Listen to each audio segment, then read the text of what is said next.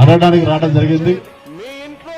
మరి మీ అందరూ కూడా మే 13వ తారీఖు జరగబోయే ఎలక్షన్స్ లో వాణి గుర్తుకు ఎందుకు ఓటేయాలి, జగన్ గారికి ఎందుకు ఓటేయాలనేది 4 విషయాల్లో తేల్చేస్తాను మీకు. మొట్టమొదటిగా మీ అందరూ తెలుసు, గతంలో కూడా మీ అందరి ఆశలతో ఎమ్మెల్యేగా చేశాను. మళ్ళీ మధ్యలో ఒక ఆయన తెలుగుదేశం పార్టీ నుంచి ఎమ్మెల్యే చేశాడు గంట గారు. మళ్ళీ నేను మొన్న ఎమ్మెల్యేగా మంత్రిగా చేశాను.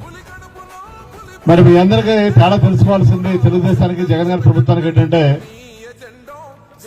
తెలుగుదేశం గవర్నమెంట్ ఉన్నప్పుడు మనందరం కూడా ఈ మారికవలస నుంచి ఏదన్నా మనకు సమస్య ఉంటే మధురవాడ మున్సిపల్ ఆఫీస్కో లేదా విశాఖపట్నం జీవీఎంసీ ఆఫీస్కో కలెక్టర్ ఆఫీస్కి వెళ్లాల్సి వచ్చింది. మరి మనందరం కూడా జగన్ గారు ముఖ్యమంత్రి అయిన తర్వాత, నేను ఎమ్మెల్యే అయిన తర్వాత మీ మారికవలసలోనే సచివాలయం పెట్టడం జరిగింది. మరి ఇక్కడ వాలంటీర్స్ కూడా పెట్టడం జరిగింది. ఈ 5 సంవత్సరాల కాలంలో ఎమ్మెల్యే అయిన తర్వాత, జగన్ గారు ముఖ్యమంత్రి అయిన తర్వాత ఎంత ఇచ్చా వెల్ఫేర్, మరి సంక్షేమ కార్యక్రమాలకి మీ గ్రామంలో ఉన్నటువంటి ప్రతి వ్యక్తికి కూడా ఏదో ఒక మంచి చేయడం జరిగింది. అవునా కాదా? అంటే జగన్ గారి గొప్పతనం అది. తెలుగుదేశం గవర్నమెంట్ లో జనభూమి కమిటీలు ఉండే వాళ్ళ రికమెండేషన్ తోటి, నాయకుల రికమెండేషన్ తోటి సొంత మనుషులు చేసుకునేవాళ్ళు. కానీ ఈ రోజున ఎలాంటి కమిటీలు లేవు, ఎలాంటి రికమెండేషన్లు లేవు. అలాగే లంచాలు ఉన్నాయమ్మా చెప్పండి, పోనీ చెప్పండి. లంచాలు లేవు.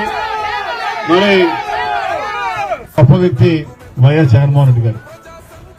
రెండోది, వ్యవస్థ ఎలా ఉండేదంటే గతంలో ప్రభుత్వ వ్యవస్థ ఎలా ఉండేదంటే, ఒక సామాన్యుడికి ఏదైనా సమస్య ఉంటే అధికారుల చుట్టూ, నాయకుల చుట్టూ నెలల తరబడి తిరగాల్సి వచ్చింది. ఇవాళ ఎవరు కూడా మీరు అధికారుల దగ్గరికి, నాయకుల దగ్గరికి వెళ్లాల్సిన అవసరం లేదు. అవునా కదా? మినిస్టర్గా ఉండి, ఎమ్మెల్యేగా ఉండి నేనే వచ్చాను గడపల దగ్గరికి. నాతో పాటు మీ కార్పొరేటర్ అభ్యర్థి కానీ, మీ గ్రామ పెద్దలు జయేష్ రెడ్డి కానీ, ముచ్చి రామారావు కానీ, మరి మిగిలిన నాయకులు, జోనల్ కమిషనర్, అధికారులు, అలాగే పరదేశి గాని, సన్నీ గాని, రమణ గాని అందరూ పెద్దలందరూ వచ్చారు. మరి చిన్న గాని అలాగే అధికారులు వచ్చారు. మరి ఆ రోజు ఈ రోడ్డు సమస్య చెప్పారు. ఇప్పుడు రోడ్డు వేస్తున్నాను, మనం శంకుస్థాపన చేశాం. ఈ రోడ్డు కూడా వేశాం. అలా చిన్న సమస్య అయినా పెద్ద సమస్య అయినా ప్రభుత్వ వ్యవస్థ మీ దగ్గరికి వచ్చింది. అది జగన్ గారికి తెలుగుదేశంకి తేడా. తెలుగుదేశం అంటే మనం ప్రభుత్వం దగ్గరికి వెళ్లాల్సి వచ్చింది.